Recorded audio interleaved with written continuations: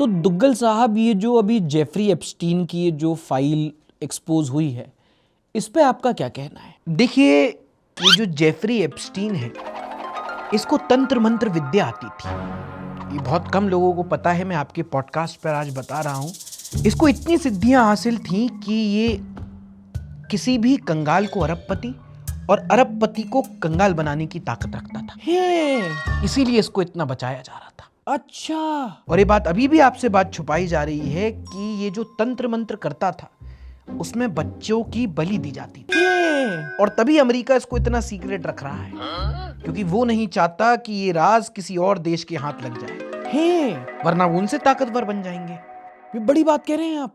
UGC का matter इतना उठा, इस पर आपका क्या कहना है? देखिए, ये यूजीसी बहुत खतरनाक है, हम इसके विरोध में हैं। अच्छा। इसमें दो अलग अलग जात के बच्चों को आपस में लड़ा दिया जाएगा। बाहर कमेटी बैठेगी, वो इनको उकसाएगी और लोग बाहर बैठ के तालियां बजाएंगे। सर, वो यूएफसी है। मैं आपसे ये और पूछना चाहता था कि अजीत पवार जी का जो निधन हुआ है प्लेन क्रैश में, क्या इनको बचाया जा सकता था? देखिए, ये हमें बहुत पहले से पता था, होना ही था। अजीत पवार, भगवान उनकी आत्मा को शांति दे, पर उनके बुध पे शनि भारी था और बुधवार को हुआ है ये।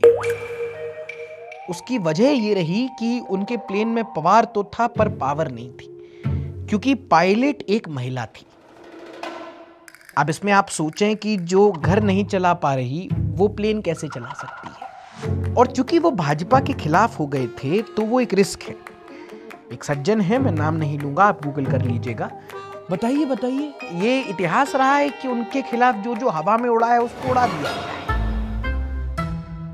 और मेरी तंत्र विद्या ये भी कहती है कि इसके बाद अभी एक इंट्रो डालेंगे आप, और जो आपके सब्सक्राइबर देख रहे हैं वो लाइक किए बिना चले जाएंगे। इसमें तो कुछ सिद्धियां भी नहीं चाहिए, ये आपके नसीब की बात है।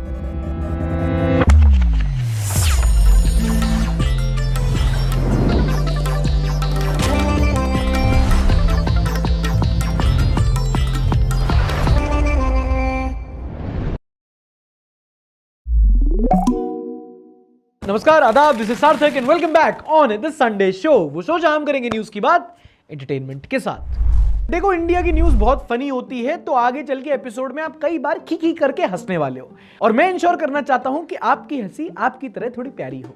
एंड अपार्ट फ्रॉम दैट, लोगों की स्माइल उनकी पहचान बन जाती है। Case in point, Varun Dhawan. पर अगर किसी के दांत बॉलीवुड की स्क्रिप्ट्स की तरह इधर उधर हो, टेढ़े मेढ़े हो, तो कॉन्फिडेंस वीएफएक्स की तरह खराब लगता है। अभी टेढ़े मेढ़े दांत करने का तरीका था मेटल ब्रेसेस लगवाना, पर वो ना बहुत दर्दनाक और बहुत अनअपीलिंग लगता है। और फिर रोजमर्रा की चीजें भी आप नहीं कर पाते हो अच्छे से, खाना एंड और ये प्रॉब्लम सॉल्व करता है हमारा आज का स्पॉन्सर टूथसी। ये बेसिकली ब्रेसेस की तरह ही टीथ लाइनर्स हैं, but invisible and way better, क्योंकि दिखते नहीं है इसलिए अच्छे दिखते हैं। इससे आपके दांत भी सीधे होंगे, गैप्स भी भरेंगे, ना वो मेटल माउथ और ना कोई awkward photos. Toothsi teeth liner सिर्फ 6 से लेके 12 महीनों के बीच में आपके दांतों को लाइन पे ला सकता है। लिटरली प्रोसेस काफी सिंपल है। आप इनके ऑफलाइन सेंटर में जाके कंसल्टेशन बुक कर सकते हो, या फिर नहीं जाना बाहर, ऑनलाइन कंसल्टेशन कर लो। या इतने पोल्यूशन में बाहर क्यों जा रहे हो, सबसे बढ़िया बात घर पे ही बुला लो ना। इनकी वेबसाइट पे जाओ, डिस्क्रिप्शन में लिंक मिल जाएगा, और free at home scan book करो। इनका एक प्रोफेशनल आएगा, आपका माउथ का एक 3D स्कैन लेगा और आपको यह भी दिखा देगा कि ट्रीटमेंट के बाद आपकी स्माइल कैसी लगेगी। फिर आपको इनका प्लान पसंद आए तो आपके लिए कस्टमाइज्ड क्लियर अलाइनर्स आपके ही घर डिलीवर हो जाएंगे। जो भी पैसा लगेगा सीधा बता देंगे, पूरी ट्रांसपेरेंसी रहेगी, कोई हिडन चार्जेस नहीं लगेंगे। एंड हाँ भैया, रिसेशन का टाइम है, कोई दिक्कत नहीं, ईएमआई का ऑप्शन भी मिल जाएगा। तो अगर आपको भी बिना ब्रेसेस बंटी बने अपने दांत फिक्स करने हैं तो चेकआउट टूथसी। एंड हाँ, जो डिस्क्रिप्शन में लिंक दिया है वहीं से जाके बुक करना, क्योंकि वहां अगर आप ये वाला कूपन कोड लगाओगे तो आपको एक स्पेशल डिस्काउंट भी मिलेगा। Now let's begin. दोस्तों, कुछ सालों पहले की बात है जब मुझे किसी ने डार्क वेब के कॉन्सेप्ट से इंट्रोड्यूस किया था कि एक डार्क वेब होता है जहाँ पे सारे काले काम होते हैं, वहाँ पे लीगल इलीगल का कोई कॉन्सेप्ट नहीं होता, वहाँ पे ग्रेप, टॉर्चर, मर्डर सब कुछ चलता है, बड़े बड़े लोग इन्वॉल्व होते हैं, सब कुछ होता है और किसी को कुछ पता नहीं चलता। आज मेरे लिए वो कॉन्सेप्ट बन चुका है Epstein files. Jeffrey Epstein case क्या है सबको पता है। बहुत सालों पहले हॉलीवुड का एक बहुत कनेक्टेड इंसान था, पावरफुल पॉलिटिशियन, सेलिब्रिटी, सब उसको जानते थे, सबके लिए पार्टीज ऑर्गेनाइज किया करता था। उसका अपना एक प्राइवेट आइलैंड था जहाँ पे वो बड़े बड़े इन्फ्लुएंशियल पॉलिटिशियंस, अरब पतियों को वो माइनर लड़कियां सर्व किया करता था। इस पूरे कांड को कहा गया एप्स्टीन फाइल्स, जिसे दशकों तक अमेरिका ने छुपा करके रखा, उसकी डिटेल्स नहीं पब्लिक की। पर पिछले कुछ महीनों से एप्स्टीन फाइल्स को पब्लिक किया जा रहा है, obviously redacted to protect the identity of victims. पर उसमें बड़े बड़े नाम सामने आए, Bill Gates, Stephen Hawking, Donald Trump और भी बहुत सारे बड़े बड़े लोगों के नाम सामने आए। अब उनके काम सामने आ रहे हैं। पर हाल ही में जो एप्स्टीन फाइल्स के अपडेट आए हैं, जिनमें हजारों वीडियोस हैं, लाखों पेजेस के डॉक्यूमेंट हैं, वो ऐसे ऐसे करतूते कारनामे बताते हैं जो मैं आपको डिस्क्लेमर अलर्ट के साथ भी नहीं बता सकता। आप में से कई लोग अपनी फैमिली के साथ बैठे होते हो, मतलब छोटी छोटी बच्चियों का टॉर्चर, उनके साथ गलत काम, और ये सब कुछ रिकॉर्ड करके देखना, दिखाना। Basically things if you see और रीड और listen they take a toll on you. और ये सब कुछ वो लोग कर रहे थे जो प्राइवेट प्लेन से उतरे, प्राइवेट यॉट से किसी प्राइवेट आइलैंड में पहुंचे, तो हमारी दुनिया से बहुत दूर और हमारी दुनिया के ही बीचों बीच। अब क्या डिटेल सामने आई है, एग्जैक्टली क्या कुछ होता था, अगर आप चाहो तो इंटरनेट पे जाके उस सबको पढ़ सकते हो। अब ये डिटेल्स पब्लिक हैं। मुझे ना इस पूरे मसले में दो चीजें बहुत ज्यादा डरा देती हैं।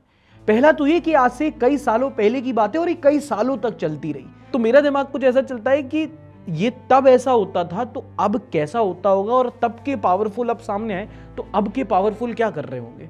And that's a second scary part.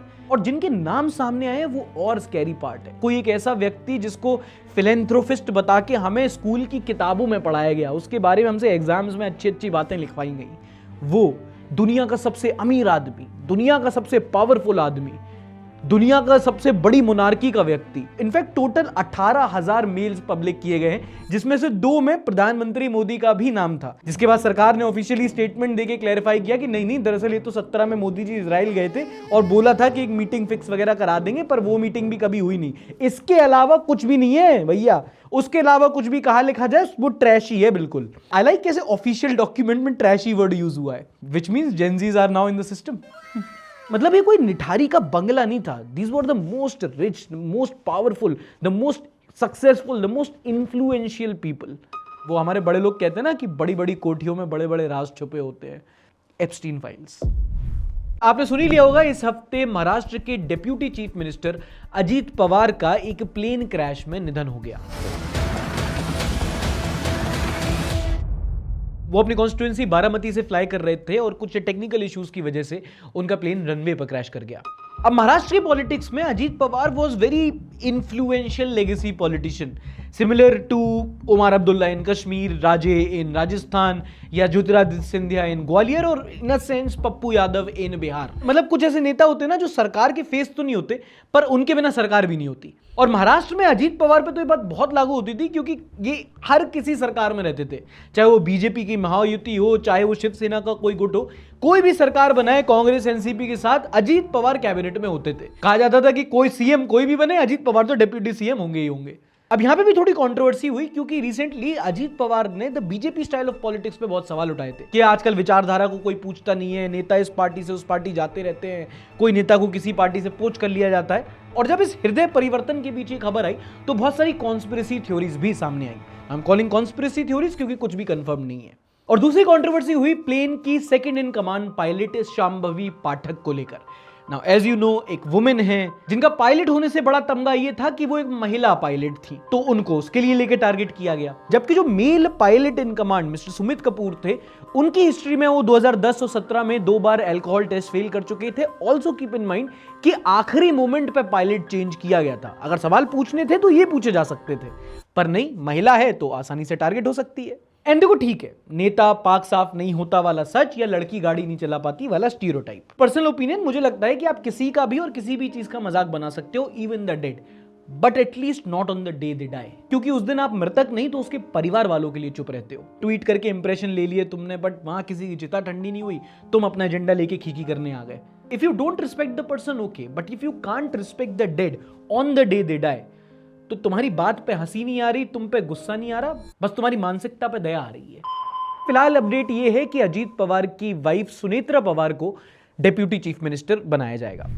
हफ्ते की अगली बड़ी हाईलाइट थी the UGC debate. University grant commission UGC ने कास्ट बेस्ड डिस्क्रिमिनेशन रोकने के लिए ये बिल निकाला। जब से ये आया, इंटरनेट 2 हिस्सों में बट गया, टू एंड फॉर, पक्ष एंड विपक्ष, और इतना हो हल्ला होने के बाद फाइनली सुप्रीम कोर्ट ने इस पे स्टे लगा दिया। अब आने वाले महीनों में इस पे चर्चा होगी। अब ये नोटिफिकेशन कब आया, इसमें कहा क्या गया, ये सब कुछ हमने मिड वीक में डिस्कस किया है, आप जाके देख सकते हो। बट फिर भी बता देता हूं कि इसके कुछ क्लॉजेस थे जिसके ऊपर इतना ज्यादा बवाल हुआ। पहला था कास्ट बेस्ड डिस्क्रिमिनेशन को ऐसे डिफाइन किया जाना जैसे वो सिर्फ जनरल कैटेगरी कर सकती है। फिर था इक्वल अपॉर्चुनिटी सेंटर के अंदर इक्विटी स्क्वाड्स का बनाया जाना। ये तो क्लॉज थे, और एक क्लॉज जो नहीं था, बोला गया होना चाहिए, वो था कि अगर कोई इसका एडवांटेज उठाता है और फेक केस करता है तो उसके खिलाफ भी कोई कानून, कोई प्रावधान होना चाहिए।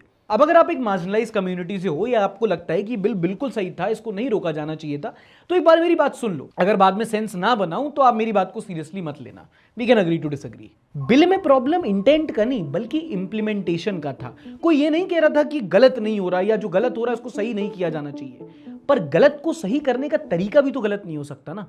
अंग्रेजी में बहुत फेमस कहावत है, two wrongs don't make a right. अगर आपको इक्विटी स्क्वाड्स प्रॉब्लमैटिक या फॉल्स केसेस का क्लॉज जरूरी नहीं लग रहा तो आप बहुत वन साइडेड सोच रहे हो। अगर आप ये नहीं समझोगे तो आप बिल्कुल उन सूडो फेमिनिस्ट की तरह सोच रहे हो जिनको सिर्फ आदमी को गाली दे के अपना एजेंडा चलाना है। वुमेन सेफ नहीं है, ये तो सब मानते हैं, हम ही कितनी बार कहते हैं, पर इसका मतलब ये नहीं कि हर आदमी क्रिमिनल है और हर औरत पोटेंशियल विक्टिम है। कास्ट बेस्ड डिस्क्रिमिनेशन था, है, कोई मना नहीं कर रहा, पर उसमें एक कैटेगरी को सिंगल आउट मत करो। सब कुछ इतना ऑर्गेनाइज्ड है तो इक्विटी स्क्वाड्स मत रखो, और जायज मांग का कोई नाजायज फायदा ना उठाए तो फॉल्स कंप्लेंट्स के लिए भी एक क्लॉज रखो। अगर इतने ही चेंजेस कर लिए तो ओबीसी, एससी, एसटी, जनरल छोड़ो, सब बाहें खोल के इसका स्वागत करेंगे। पर अगर आप रिसीविंग एंड पे हो, जले की आंच आ रही है, तो ये समझना बहुत जरूरी है कि कौन आग को बुझाना चाह रहा है और कौन उस पर रोटियां सेक रहा है। इसी मामले पे अब्दुल कादिर भाई हैं, वो कमेंट करते हैं, सार्थक भाई आपने उमर खालिद के जेएनयू वाले नारेबाजी की बात की थी, जबकि सेम नारेबाजी अब यूजीसी के खिलाफ प्रोटेस्टर्स लगा रहे हैं, क्या उनको सजा नहीं मिलनी चाहिए? अरे नहीं मिलनी चाहिए यार, हद है। मतलब ये नारेबाजी जो जेएनयू में भी लगे थे, फिर बाद में भी वहां पे हो गया था कि क्या वो एडिटेड हैं, क्या वो लगाए गए। And again freedom of speech का वहां पे कॉन्सेप्ट आ जाएगा, but why are you focusing there? और हमारे देश में अलग है ना, सेंटिमेंट इतनी जल्दी हर्ट होते हैं लोगों के, जितना नारेबाजी पे तुम फोकस कर रहे हो उतना तुम मिशू पे फोकस कर लो। यूजीसी के नारेबाजी पे जितनी बात हो रही है उतनी यूजीसी पे बात कर लो, है ना। ये कौन किसने क्या नारा लगाया, बहुत शैलो बातें होती हैं। जब भी आप कोई फालतू के टॉपिक पे टाइम वेस्ट करते हो ना, तो आप रियल टॉपिक पे टाइम नहीं इन्वेस्ट करते हो।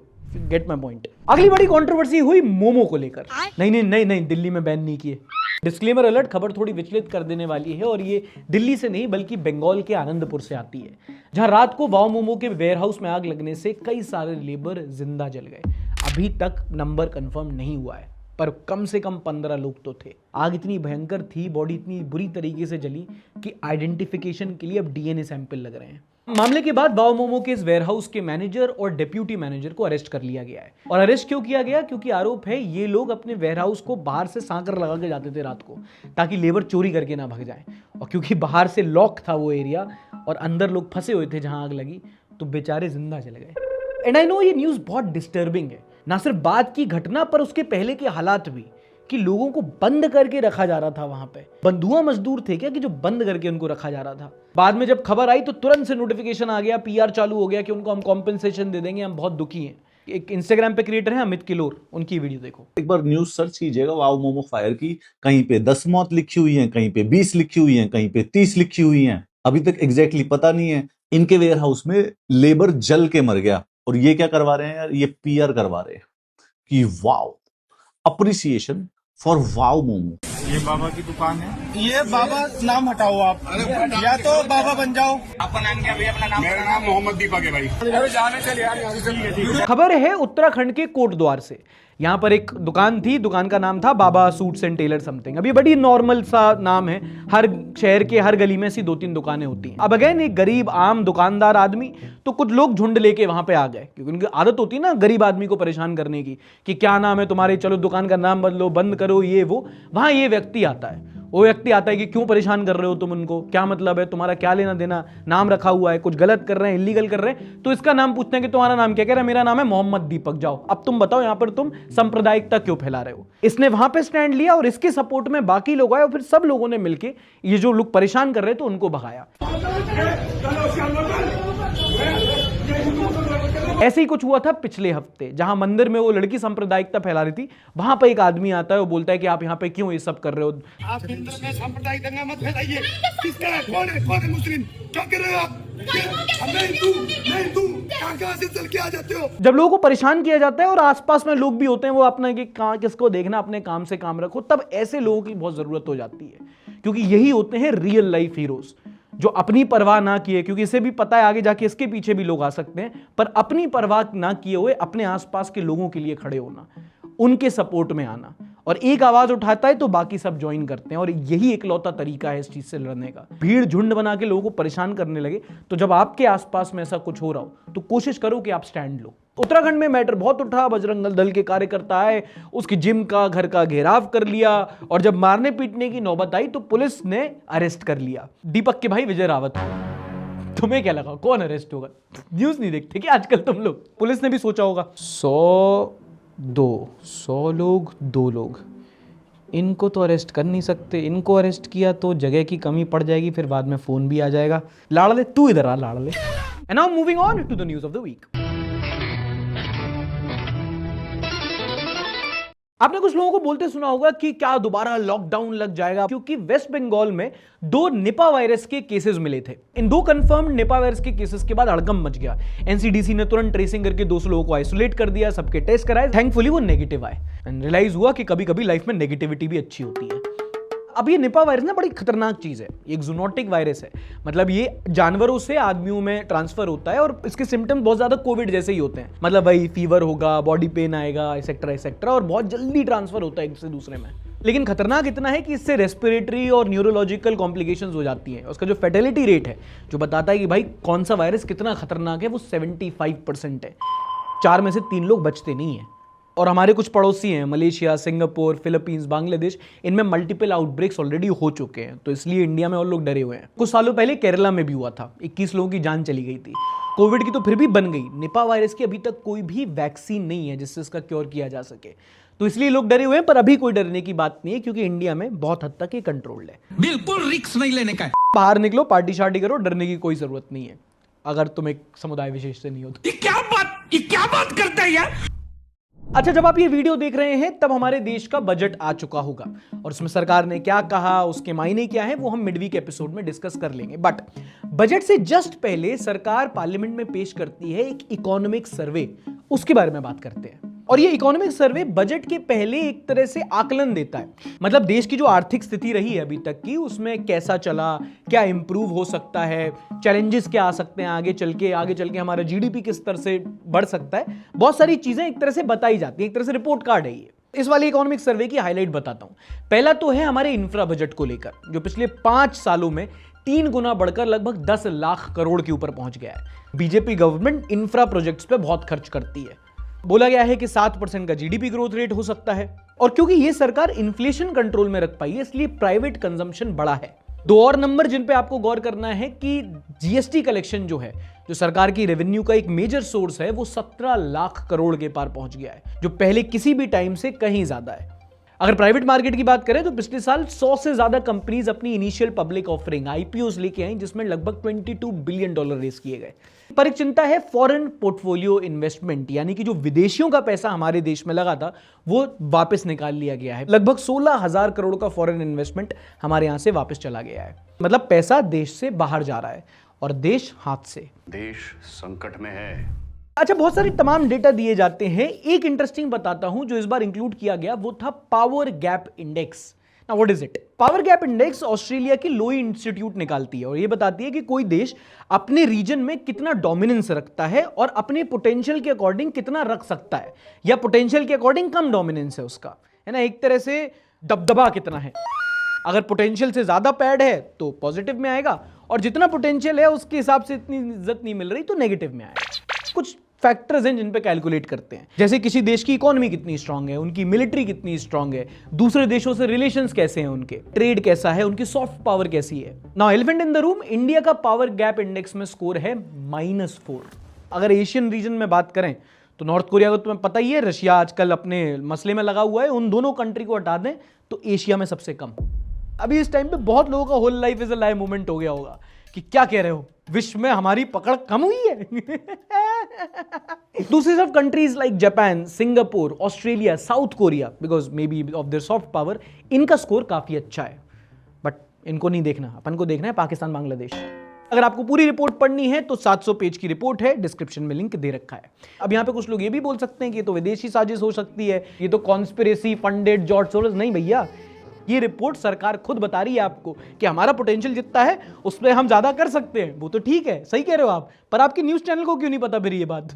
वो तो उसी बात पे कि अरे ट्रंप वहां का फोन आया था मोदी जी को कि आओ चाय पी जाओ, उन्होंने कहा हमें मतलब नहीं है, हम तो जा रहे हैं जी। मोदी टाइम नहीं दे रहे। देश के जो प्रधानमंत्री हैं नरेंद्र मोदी, वो अमेरिका हो या क्या हो, उसका लोड नहीं लेते बॉस।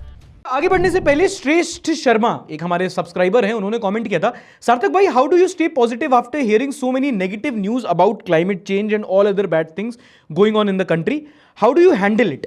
यार देखो, I don't handle it to be very honest, क्योंकि मेरे लिए हर हफ्ते का काम है ना, तो मैं कुछ भी बोलता हूं, बोल के वहीं मैं नहीं सोचता कि भाई क्या लेफ्ट है, क्या राइट है, क्या पॉजिटिव है, क्या नेगेटिव है, बोल के वहीं खत्म, अब अगले हफ्ते देखेंगे। जितना सीरियसली लोग लेते हैं उतना मैं भी नहीं लेता अपनी बात को। But I get your point, आप जो बोल रहे हो काफी टाइम ना वो इट टेक्स अ टोल, तो उसका लिए ये करता हूँ कि यार जैसे अगर संडे शो आ रहा है तो संडे मंडे को 2 दिन या हफ्ते में 2 दिन ऐसे निकाल के रखता हूँ जब I don't follow news. In fact अगर कोई मुझे बोलता भी है कि देश में ये सब चल रहा है, आई एम वेरी कंसर्न, मैं बहुत परेशान हूं, तो मैं बोलता हूं कि ठीक है, तुम ना 2 मिनट के लिए बस अपना सोशल मीडिया साइड में रखो, 2-3 दिन के लिए कहीं छुट्टी उट्टी पे जाओ। तुम 2 दिन तुम न्यूज़ फॉलो नहीं करोगे तो देश की कोई हालत यहाँ वहाँ नहीं हो जाएगी। अब तुम्हारी मेंटल हेल्थ ज़्यादा ज़रूरी है, क्योंकि अभी तुम्हें कुछ लग रहा है, क्योंकि अभी कुछ होगा, अगले हफ्ते कुछ फिर बड़ा हो जाएगा, कुछ बड़ा हो जाएगा। कब तक तुम सीरियसली लेते रहोगे चीज़ों को? चिल करना सीखो लाइफ में थोड़ा। अगली खबर है फ्रांस से, पर उसके पहले थोड़ा ऑस्ट्रेलिया होके चलते हैं। थोड़ा अपन बड़े आदमी हो गए ना, तो थोड़ा ऐसा इंटरनेशनल ट्रैवल चलता रहता है। ऑस्ट्रेलिया में आपको याद होगा कुछ टाइम पहले उन्होंने 16 साल से कम बच्चों के लिए सोशल मीडिया बैन कर दिया था। Now France has followed suit और उन्होंने भी 15 साल से कम के बच्चों के लिए अपने देश में सोशल मीडिया को बैन कर दिया है। फ्रेंच प्रेसिडेंट इमैनुअल मैक्रोन आते हैं पार्लियामेंट में और कहते हैं कि ये बड़ी बड़ी कंपनीज हैं, ये हमारे बच्चों की साइकी के साथ खेल रहे हैं, and our country's children's brains are not for sale, which is true. Developed countries, rich and powerful countries don't sell their children's brains, they sell their bodies, है ना जेफरी भाई? बट जोक्स अपार्ट, कई सारी developed countries अब ये करने लगी हैं। वो समझ रही हैं कि social media is too dangerous of a game for the minor children, इसलिए वो बच्चों के लिए सोशल मीडिया बैन कर रहे हैं। और मैं ऐसा क्यों कह रहा हूं, आप हमारी किडफ्लुएंसर वाली ये वीडियो देख सकते हो। पर जो डेवलप्ड कंट्रीज हैं वो अपने बच्चों के लिए अब सोशल मीडिया बैन कर रही हैं, ताकि वो सोशल मीडिया के लाइक वाइक गेम से बाहर आके कुछ रियल लाइफ स्किल सीख सकें। और एक हमारे यहाँ के हैं, रुकवा दें गाइस वंदे भारत को। बीते कुछ दिनों में ट्रंप ने भले ही 50 दुश्मनी ले ली हो, पर एक दोस्ती करवा दी। आपने सुन ही लिया होगा, बीते हफ्ते इंडिया और ईयू यानी कि यूरोपियन यूनियन ने एक एफटीए यानी कि फ्री ट्रेड अग्रीमेंट फाइनलाइज कर लिया है। और इस एफटीए की खूब मार्केटिंग हुई as the mother of all deals. अब सवाल ये उठता है कि ये एफटीए क्या है, इस पे इतना हवा क्यों है, इसको मदर ऑफ डील कहा जा रहा है। इस मां की ममता को समझेंगे in the spotlight this week.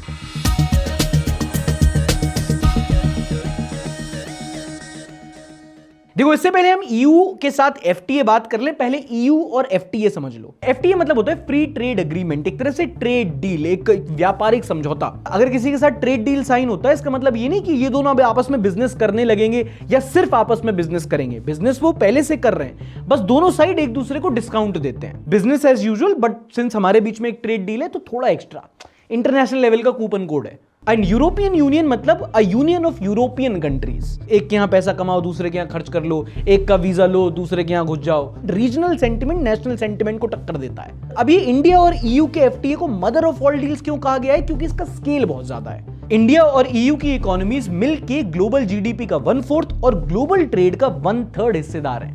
अब व्यापार भी 2 तरीके का होता है। एक तो इंटर कंट्री, बंगाली माल बेच रहे हैं हरियाणवी को, हरियाणवी बेच रहे हैं गुजराती को, और गुजराती तो सब कुछ ही बेच दे रहे हैं। सफेद कपड़ा ओ अब क्या डील भी ना समझाऊं? अरे मतलब गुज्जू भाई are the real businessman of India. Ambani, Adani, Jethalal, खाकलो तो फापड़ो तो ढोकलो। और एक होता है इंटर कंट्री, मतलब इंडिया वाले यूरोप में माल बेचे। अब इस एफटीए के बाद 90% of Indian exports European market में ड्यूटी फ्री हो जाएंगे, इंपोर्ट ड्यूटी नहीं लगेगी। और इंडिया और यूरोपियन यूनियन के बीच में ट्रेड डील अभी की बात नहीं है, पिछले कई सालों से चलता आ रहा है। 2007 से बात चल रही है। अभी जर्मन चांसलर आए थे, वो भी इस चीज पर फोकस कर रहे थे। पर अभी कंटिन्यू क्यों हुआ? एंटर दिस भाई साहब। China tariff, Mexico tariff, India tariff. Tariff सिर्फ हमारे साथ थोड़ी खेलते हैं, उनकी भी लगा रखी है। तो जब मेजर अलाई इतना अनसर्टेन हो जाता है तो इकोनॉमीज एक ऑल्टरनेट रूट ढूंढती है। जैसे यूरोप अपनी एनर्जी रशिया से इंपोर्ट करता था, लेकिन जब से यूक्रेन रशिया का सीन हुआ है वो भी ऑल्टरनेटेड सोर्सेस ऑफ एनर्जी देख रहे हैं। इससे फायदा क्या हुआ? इंडिया की जो लेबर इंटेंसिव इंडस्ट्रीज हैं, जैसे कि हमारी टेक्सटाइल, हमारी लेदर, हमारी फुटवेयर, हमारी ज्वेलरी इंडस्ट्री, ये सारी इंडस्ट्री में जो हमारे व्यापारी हैं वो अपना माल कम टैरिफ पे यूरोप में बेच पाएंगे। लगभग $33 बिलियन का फायदा होगा। यूरोप के लिए ऑटोमोबाइल जर्मन कार्स का बोलबाला है। बाहर की जो कार हैं अगर यहां पे आएंगी तो 110% का टैरिफ लगता है। अगर वो 20 लाख की है तो यहां आते आते 40 के पार पहुंच जाएगी। But over the period of time जो इंडिया के इंपोर्ट टैरिफ हैं वो 110% से घट करके 10% आ जाएंगे। Now keyword here is over the period of time, वरना अभी तुम वोक्सवैगन के शोरूम पहुंच जाओगे, गाड़ी निकालो, नहीं भाई, टाइम लगेगा। तो रुको जरा, सब्र करो। दूसरा है दी अल्कोहल इंडस्ट्री। कमी नहीं है इंडिया में पीने वालों की और यूरोप में बनाने वालों की। तो इस एग्रीमेंट के तहत अल्कोहल बेवरेजेस पे कम टैक्स लगेगा। वाइन पे इंपोर्ट ड्यूटी 150 से लेके 20-30% पे आ जाएगी। विस्की, वोडका, इन पे भी टैरिफ 150 से लेके 40% आ जाएगा और बियर भी 110% से 50%। अब बर्लिनर किंडलर यहां मिलेगी। अच्छा, वोक्सवैगन की गाड़ी उठा के ठेका मत पहुंच जाना, वक्त लगेगा। Over a period of time जो इंडिया के टेक्सटाइल एक्सपोर्टर्स हैं उनको फायदा मिलेगा जब यूरोप की इंपोर्ट ड्यूटी 12% से घट करके 0% कर देंगे। वो मेजरली यही है, हमारी टेक्सटाइल, फार्मेसी, ज्वेलरी, उनके ऑटोमोबाइल, वाइन, ऑलिव ऑयल वगैरह वगैरह। पूरी जो लिस्ट है मैं सामने डाल दे रहा हूं, वीडियो पॉज करके पढ़ सकते हो। अब ये डील अमेरिका का काउंटर नहीं है बल्कि एक ऑल्टरनेट है, क्योंकि अमेरिका भले ही एक देश है पर यूरोप जितना बड़ा मार्केट है, उनसे एक अलग ट्रेड डील की बात चल रही है। उनको हमारे यहाँ की डेयरी इंडस्ट्री में घुसना है। खैर वो एक अलग टॉपिक है। नाउ यहाँ पे दो बातें, अभी सिर्फ नेगोशिएशंस खत्म हुई हैं कि हाँ भाई हमारे जो मुजर मुद्दे थे वो सॉल्व कर लिए, साइन होना अभी बाकी है और हाल ही में कुछ नहीं होगा, अगले 1-2 साल से इंप्लीमेंटेशन शुरू हो जाएगी। तुम 27 की उम्र में 28 तक अपनी ऑडी BMW खरीद सकते हो। दोस्तों आगे बढ़ने से पहले अगर आपको पसंद आ रहा हो कंटेंट और आप चाहते हो कि ऐसा ही कंटेंट और भी लोगों के पास पहुंचे तो प्लीज एक बार अपना अंगूठा उठा के एक बार लाइक कर देना। एंगेजमेंट मिलती है और लोगों तक की कंटेंट पहुंचने में हेल्प होती है। तो मैं लग रहा था मैं सार्काज़म में बोलूंगा, पर कभी कभी सिंपल बातें बनना लोग कमेंट में बोलते हैं लाइक मांग, पहले कटोरा लेके आ तब देंगे। नहीं भाई, इससे अल्लाह के नाम पे, इस पे भगवान के नाम पे पर भला कर दे मेरा। और अब हफ्ते की सबसे ज्यादा शेयर की गई, सबसे ज्यादा viral videos in the next segment.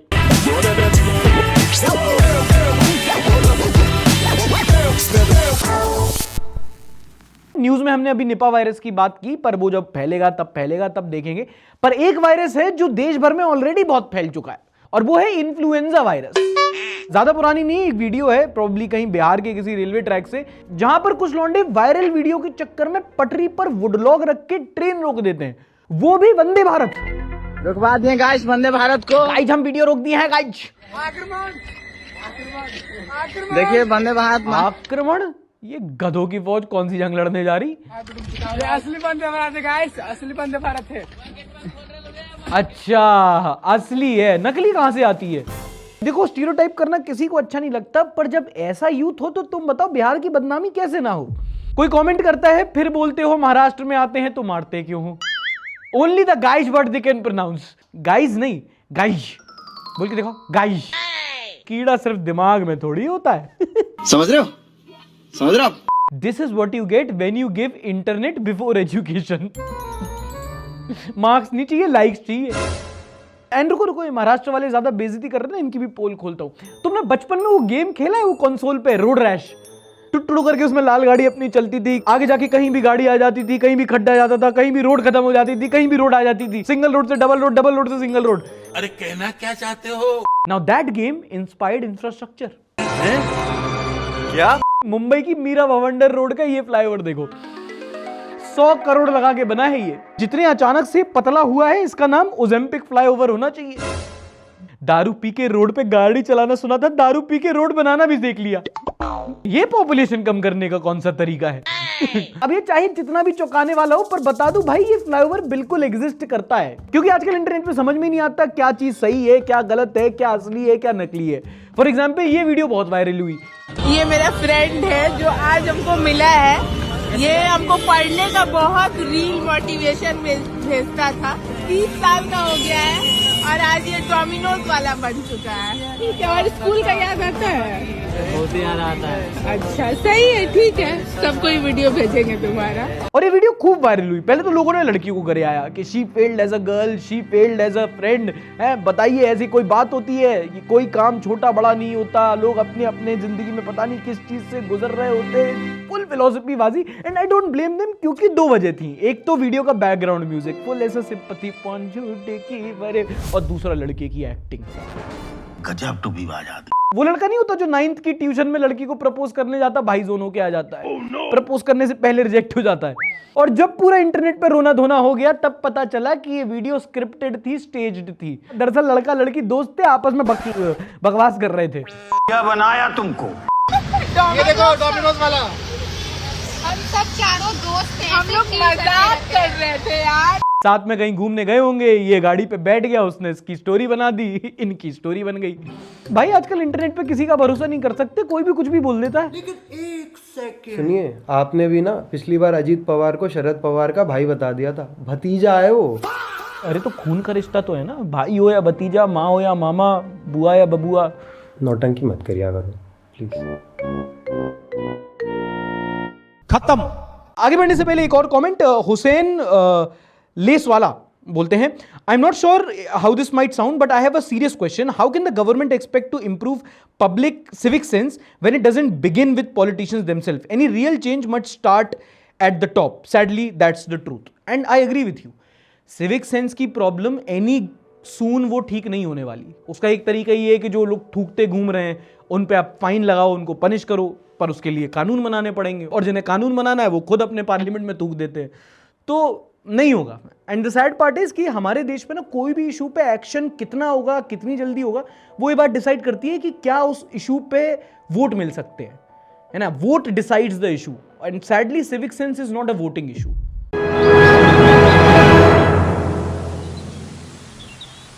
हाल ही में सुप्रीम कोर्ट ने स्कूल एजुकेशन से रिलेटेड एक बहुत ही लैंडमार्क डिसीजन दिया है। And now boys school come closure. Period सिर्फ टीचरों के नहीं होते। क्या क्या क्या क्या? कोविड वाले नहीं समझेंगे, इससे पहले तुम कॉलेज में जाओ और तुम्हें कोई अपनी फीमेल फ्रेंड से समझना पड़े, बहुत एम्बैरेसिंग होता है, मुझसे सुन लो। पीरियड्स या लड़कियों की मेंस्ट्रुअल साइकिल, महीने के वो दिन जब उनको नीचे से ब्लीडिंग होती है। अब होता क्या है कि हमारे देश में, वो देश जहां पे कामाख्या देवी मंदिर में योनि की पूजा होती है, वहां पे मेंस्ट्रुएशन एक बहुत बड़ा टैबू भी है। आज भी 2026 में भी हमारे देश में से कई गांव कस्बे हैं जहां पे जब बच्चियों की मेंस्ट्रुअल साइकिल शुरू हो जाती है तो वो स्कूल नहीं जाती हैं, उनको स्कूल छोड़ना पड़ जाता है, जो उनकी राइट टू एजुकेशन के खिलाफ हो जाता है। जो अगर आप ह्यूमन लेवल देखोगे तो आपको दुख होगा, पर फंडामेंटली भी वो राइट टू एजुकेशन के खिलाफ है। इसी को लेकर इस हफ्ते हमारे देश के सर्वोच्च न्यायालय ने कहा है कि right to menstrual health and menstrual hygiene management is a fundamental right. ये हर लड़की का एक मौलिक अधिकार है कि जब वो मेंस्ट्रुएशन साइकिल पे अपने आए तो उसका ध्यान रखा जाए और उसको बेसिक नेसेसिटी दी जाए, जैसे कि एक सैनिटरी पैड। शायद आप तक ये न्यूज नहीं आई हो, पर ये बहुत बड़ा चेंज है, ये बहुत बड़ी न्यूज है। जब भी कोई फंडामेंटल राइट को लेके कोर्ट डिसीजन लेता है, चाहे वो राइट टू प्रिवेसी हो या वो राइट टू क्लीन एयर हो, तो वो बहुत बड़ी बात होती है। तो अब ये हर एजुकेशनल इंस्टीट्यूट्स की रिस्पॉन्सिबिलिटी बनती है कि वो फीमेल स्टूडेंट्स के लिए मेंस्ट्रुअल पैड्स, सैनिटरी पैड्स होते हैं ना, जो विस्पर, पैम्पर, इनकी व्यवस्था रखें, ताकि किसी भी बच्ची को एक बहुत ही नेचुरल प्रोसेस के लिए परेशानी ना उठाना पड़े, स्टिग्मा ना झेलना पड़े। And that is one of the most positive thing which can happen. And understand the importance of fundamental right.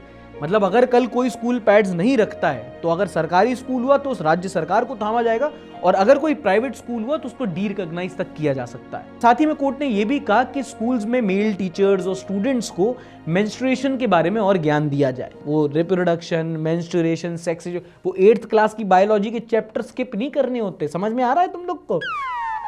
8th class में हमारे यहाँ बायोलॉजी का चैप्टर खुला, मैं माई पेज देखा, डायग्राम देखा, कह रही ये सब तो तुम लोग लाइफ में कभी ना कभी सीख ही जाओगे। ज्योति मैम, बहुत कॉन्फिडेंस ले लिया आपने हम लोगों पे आज तक। खैर,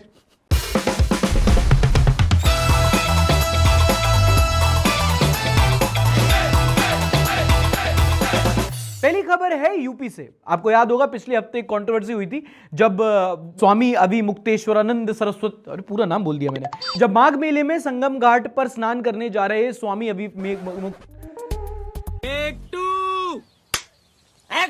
माघ मेले में संगम घाट पर स्नान करने जा रहे स्वामी अविमुक्तेश्वरानंद सरस्वती को स्नान करने नहीं जाने दिया गया था। यस, बोल दिया पूरा।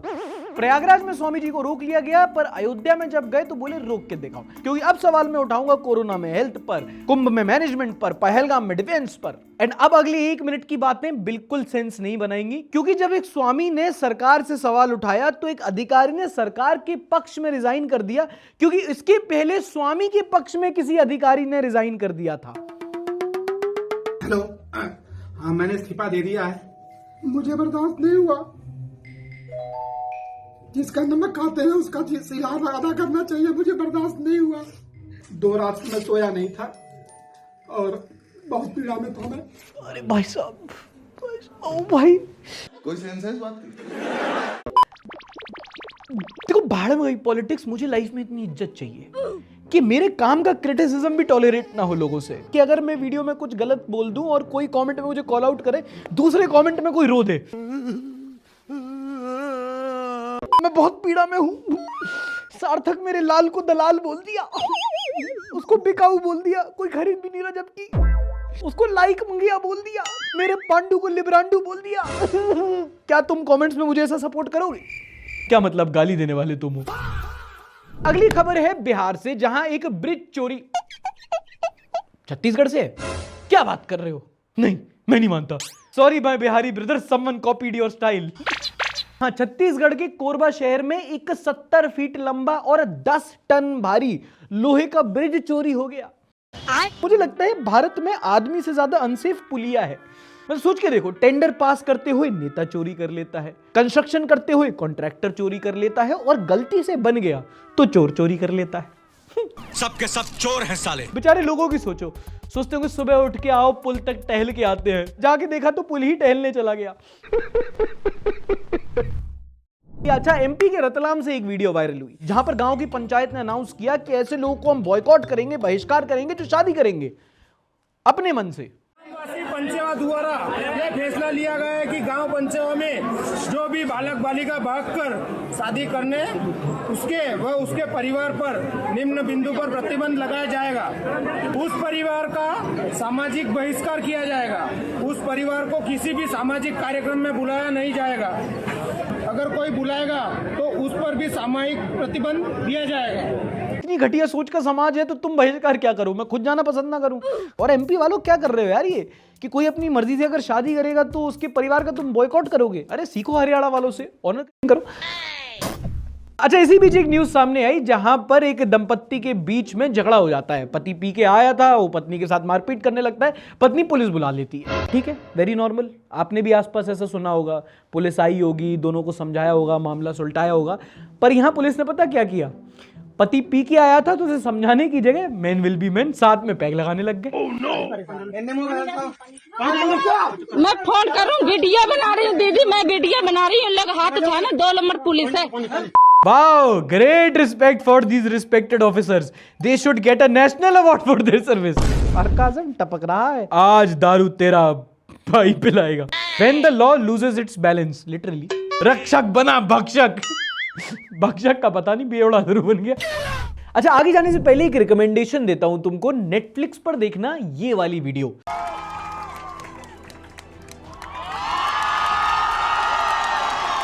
He's done it. Alex Honnold has made history again. ये वीडियो है जब एलेक्स हॉनल्ड ने हाल ही में टाइपे 101 को क्लाइम किया था, वो भी फ्री सोलो। तो मैं बता दूं कैसे हुआ, उसके पहले बता दूं फ्री सोलो क्लाइंबिंग क्या होती है। टाइपे 101 बुर्ज के पहले दुनिया की टॉलेस्ट बिल्डिंग थी, और उसके बाहर से बिना किसी रस्सी, बिना किसी सपोर्ट के उस ऊंचाई पे जहां हम लोग को देखने में डर लगता है, ये आदमी नीचे से ऊपर तक चढ़ गया ऊपर। हाँ, हमारे लिए हो सकता कल्चरल शॉक हो, बट बिना किसी सपोर्ट के ये पत्थरों, पहाड़ों और बिल्डिंगों पे चढ़ना एक स्पोर्ट है। क्या बात कर रहे हैं?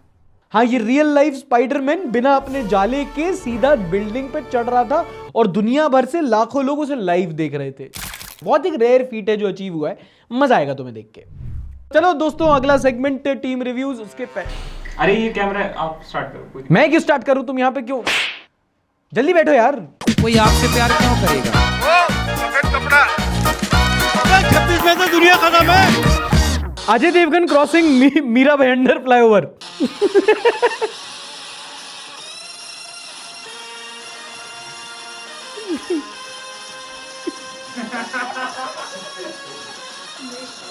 यार ये हम लोग मूवी में देखते रहते, कभी कोई असली में कोई कॉलेज में दिख जाए ऐसा आता हुआ कि सबकी एंट्री होती है ना, ऐसा दो बाइक जा रही हैं बीच में ऐसे आ रहा है करते हुए कोई, और मतलब 90 हमारे मम्मी पापा को बता दिया कि ये कूल है, हम लोग देखे क्या भाई इससे अच्छा तो ग्रामीण सेवा में बैठ के आ जाता।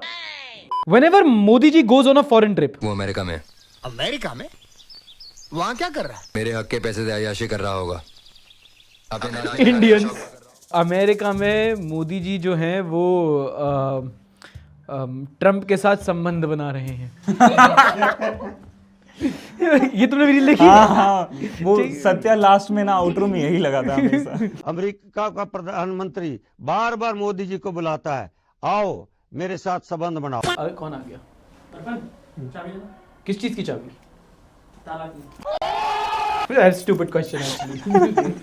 जाकिर खान ने स्टैंड अप कॉमेडी छोड़ दी, अरिजीत सिंह ने प्लेबैक सिंगिंग छोड़ दी, यूजीसी ने SC/ST जनरल पे छोड़ दिया, मोदी जी, चलो छोड़ो और बताओ घर में सब ठीक तुम्हारे?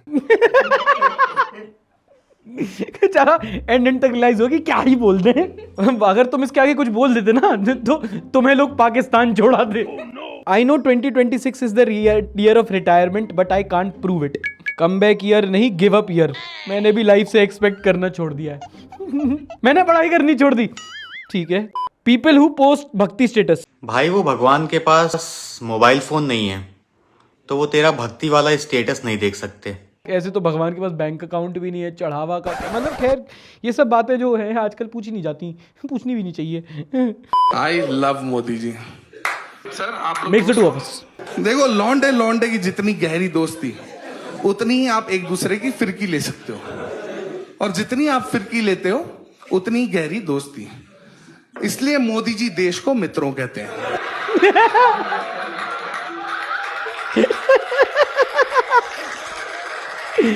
यार बीजेपी वालों बढ़िया जोक था यार, तुमको भी हंसना पड़ेगा यार, ये नहीं चलेगा। देखो हाँ, you have to agree it was a good one. इस सज्जन को क्या तकलीफ है भाई?